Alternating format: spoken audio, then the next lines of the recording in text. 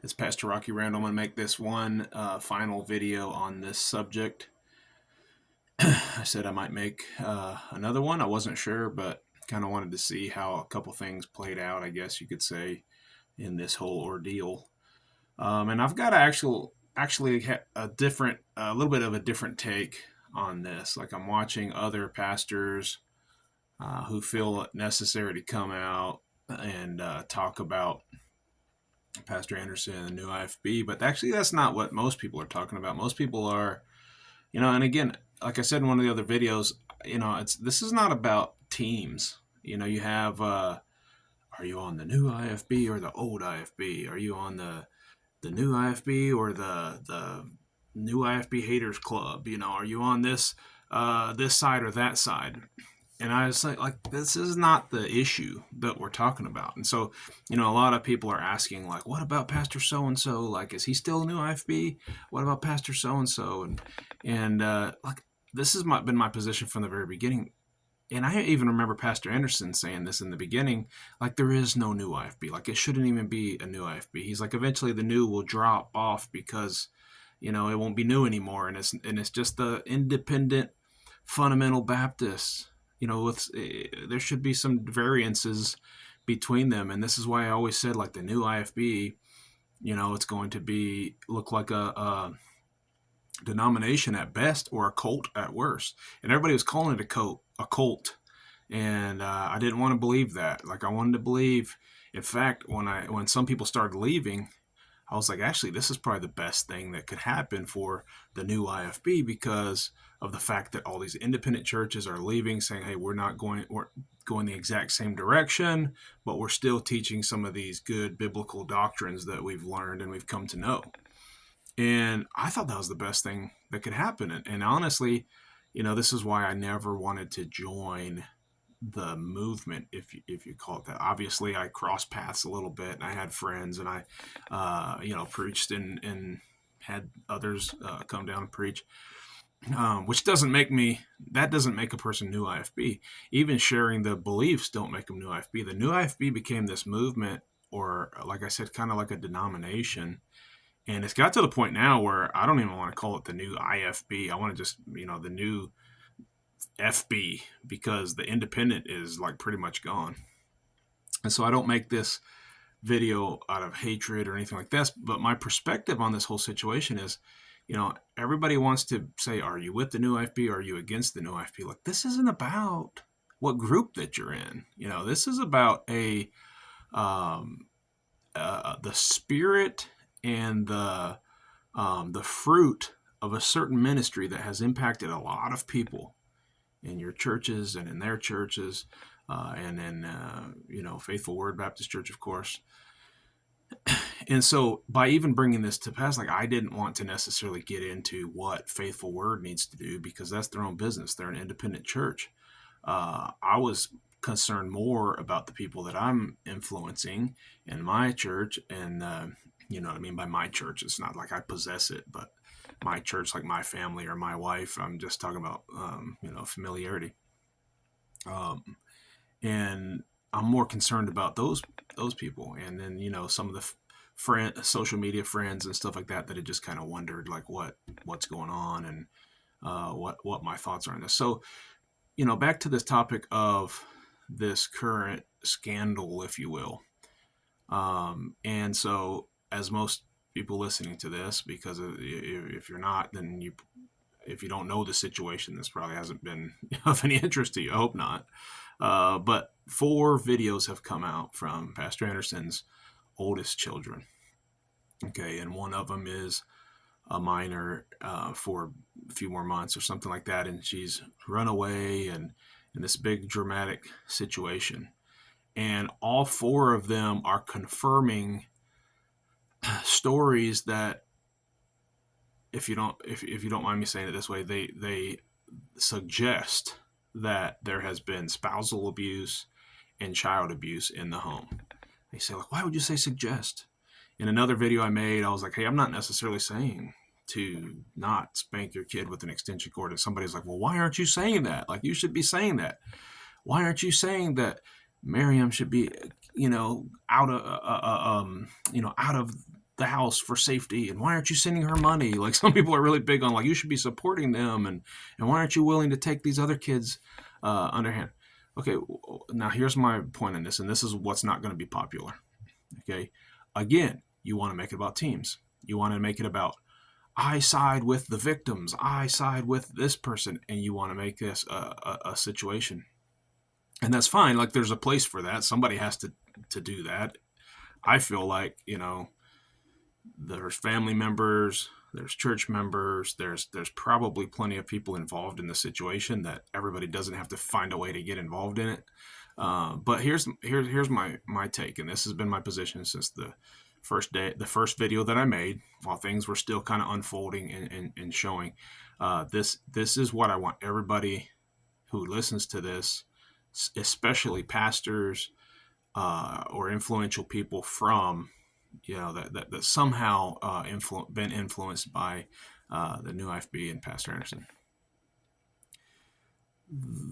There is a certain spirit.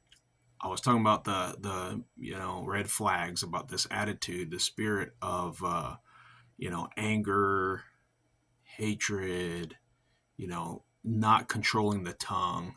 A lot of people just said, "Oh, you're so soft, and you just, can't say a bad word, and nobody can yell at you, or you get your feelings hurt, and all this kind of stuff." Well, not really, but hey, somebody might feel that way. Like, you know what I mean? Like, a lot of people in the church might feel that way, and you're just like, "Oh, if you can't handle it because you don't get your feelings hurt, well, then get out of the church." And I'm just like, stop and listen to what's going on. Like, is this the fruit that should be coming out of a Christian?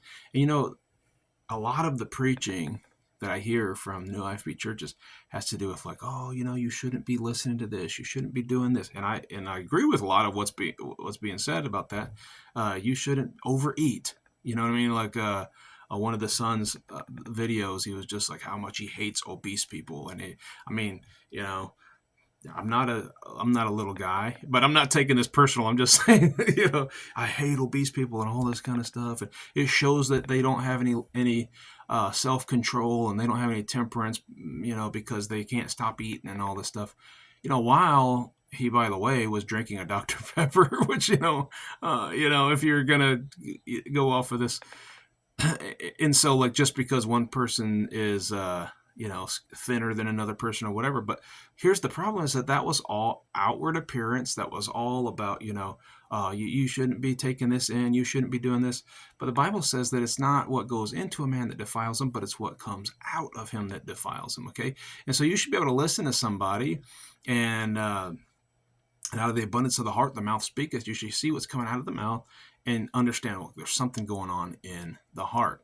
So here's, I keep saying this, but here's the part that is kind of like disagreeable among some people. All the videos, I'm going to not pick on Miriam so much. One, because she's a girl, and I just, have a soft spot for that. Two, she really didn't give a whole lot of she's not cussing, she's not, being ugly. There's some things I could read into there, but I'm not going to do that. But the three sons are showing still very rebellious heart.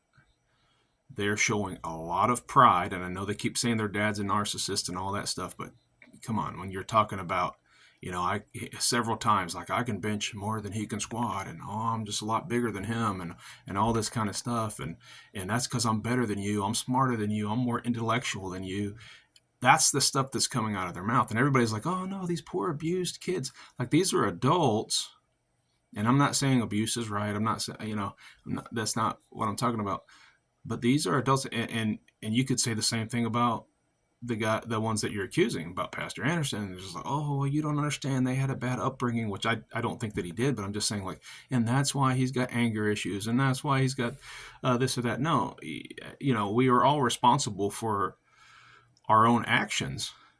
But, when you got these three boys, I mean, talking about how they cussed out their mom and dad, and And I know here he goes again with the cuss words. Shouldn't use cuss words. I feel like Captain America, language. But you got, there's things that are coming out that most people would look at and say, like, wow, that's not really something that Christians should be doing, not the kind of behavior. And they're all like, oh, I'm a good Christian and I go to church and all this stuff. Look, if somebody said, if my oldest son came to my wife and said, you know, go F yourself, or whatever it was that he claims that he said, and he seemed kind of proud of it, you think I would be a little upset? I might have to step down from being a pastor as well, because I might become a striker. I might have to do something about this situation and say, oh, well, I might have to step down from the ministry because I'm not ever going to let my son talk to my wife that way. Now, I've never beat my kids. I mean, you can interview them. No, leave them alone. But I'm just saying, like, trust me, I've never beat my kids. But in that situation, that would show me, like, hey, all the training I've done over all these years was for nothing, because what's coming out of their mouth and what's coming out of their heart is just something that I'm not going to tolerate. I'm not going to accept. So this brings me to the final conclusion. Why is this coming out of Pastor Anderson's house? It's not the fact that they're rebellious because they just hate Pastor Anderson because he's so righteous, and they're just wicked, and then and wicked people don't like righteousness, and so they hate Pastor Anderson. I don't see that in any of the videos. Where is the hatred coming from? Where is the lack of humility coming from? Where is the bitterness and the just spewing out hate? Like, where does that come from? I've got to trace that back to Pastor Anderson. And I don't like saying that, because I really believe that Pastor Anderson has got a lot of great qualities. I appreciate all the things I've learned from his teaching. And a lot of them, I don't think he's lying when he talks about, how a Christian ought to live and all those kinds of things. All of our hearts are desperately wicked. All of us have the ability and propensity to sin, But the difference is, a good heart, a good clean heart, is one that is repentant of things and feels bad for doing things and has remorse and shows some humility. And if you don't have that, how can you teach it to your kids? So your kids won't have it. How can you teach it to, these pastors that you're putting a lot of work into, and now they're going to become pastors? Now, look, some of them said, hey, I can't take this anymore. I have to get out of that. And all their accusations have to do with too angry, too bitter, too much foul language, too much, all these things that are coming out of the mouth.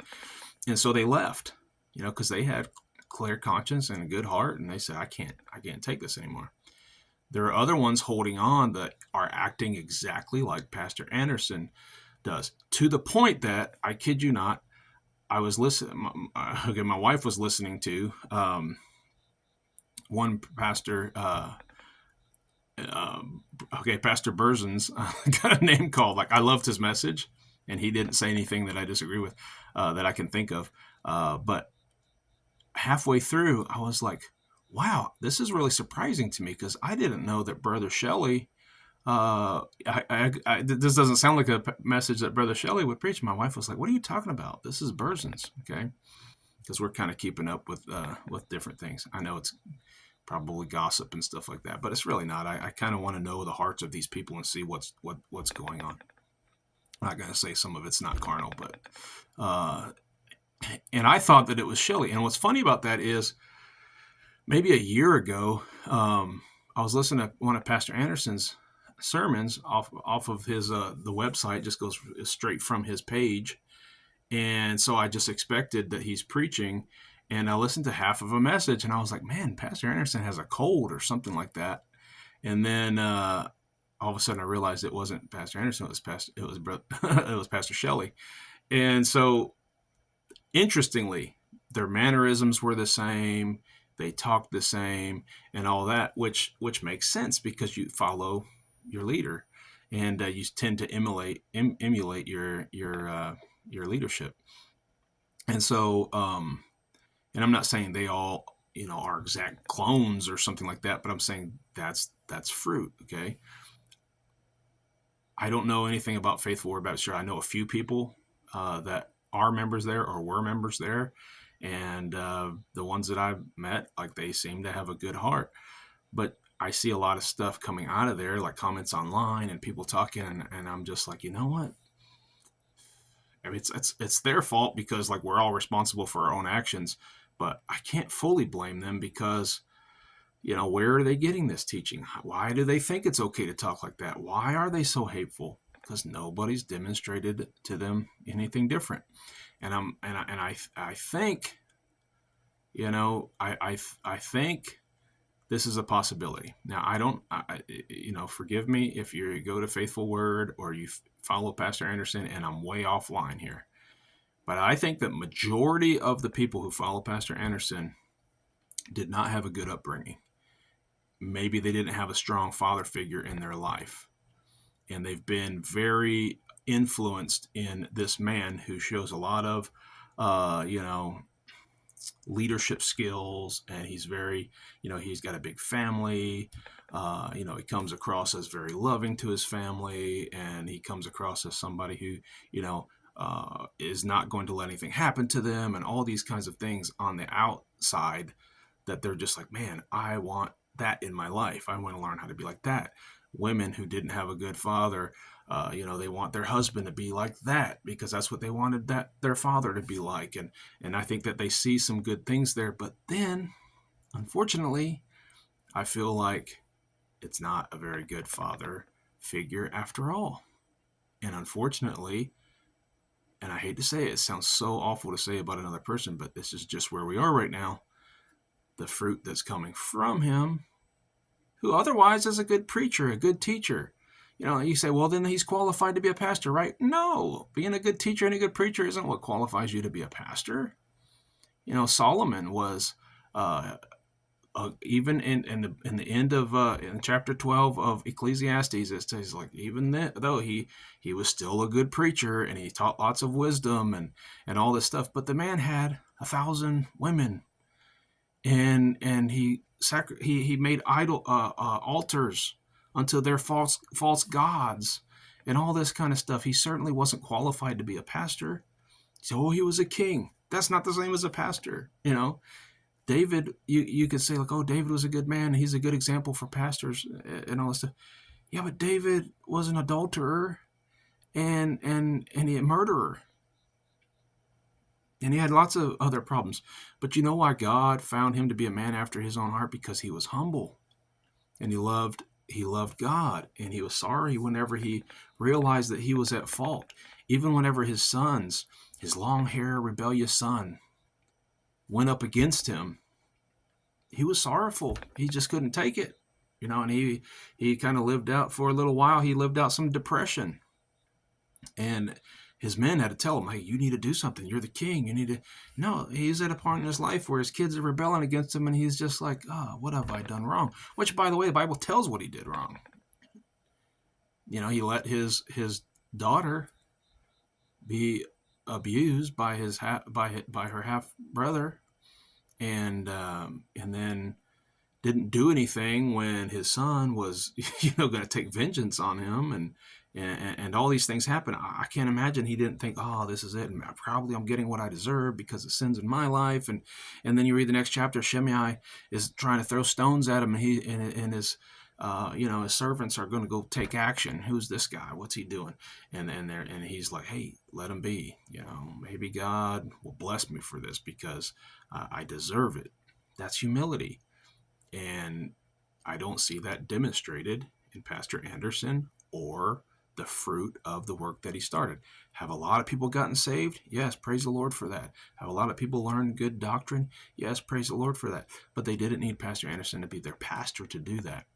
And maybe he could have been the pastor, but by now I think it's been obvious that he's not the one to follow for these things. Who is? Oh, Pastor Rocky, are you just trying to say, oh, follow me instead of Pastor Anderson? No. Follow your pastor. But most importantly, follow the Lord. Study your Bible. Live in the Spirit, walk in the Spirit. And don't look to man more than, hey, this is the godly leader that God has given me in my life. And if he steps outside of the line of the Bible, then I'm going to go find another pastor. But ultimately, I'm only following these men as much as they follow God. God's the ultimate one. And I'm not saying you have to hate Pastor Anderson or you have to join another team. Hey, I hope Pastor Anderson humbles himself, gets right before God continues destroying everything that he's worked for, and more and worse, his family. And so I say this in love, although I'm sure it's taken as hate, and I'm sure some people are going to think it's just an awful thing for me to say about Pastor Anderson and his kids. I say this from the bottom of my heart, that this is a terrible situation for everybody involved. And I take no delight in sharing the story or posting these things, but his kids are posting it, and his kids are making it public. And other people who already hate the work of God and they hate that ministry, now they're sharing it and all that stuff.